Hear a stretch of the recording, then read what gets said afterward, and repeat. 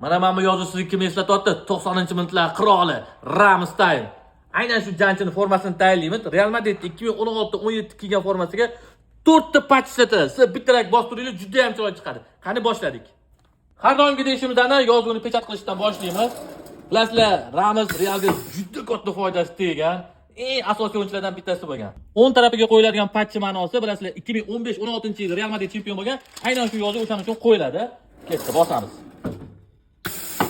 Bu 11 ma'nosi Liga Chempionatda 11 marta chempion bo'lganligini bildiradi. Ketdi, buni ham bosamiz. Hozir udar chiqadi qo'lda. Klublar o'rtasida 2016-yil chempion bo'lgancha aynan shu chempionlik belgisini faqat 1 yil o'ynaydi. Bilasizlar, buni ham qo'yamiz. Bu yillarda shunaqa yoniga qo'yilgan, keyingi yillarda o'rtasiga qo'yilgan bu belgi.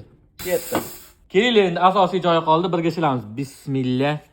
Sekin. Vah, shunaqangi chiroyli chiqyapti jangchining formasi. Vo, necha qo'yasizlar bu formaga endi.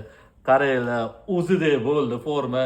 Oldidagi qo'llardagi patchlarni ko'rasizlar, juda ham zo'r chiqdi. Kimga endi shunaqa patch ishlari, formalar kerak bo'lsa, Elite Sportda sizlarga kutamiz. Boshqa formalarga ham Fexoramning yozuvlari kelgan, uyda formalar bo'lsa olib kelinglar, chiroyli qilib beramiz. Bitta like qaymizlar. Hammaga rahmat.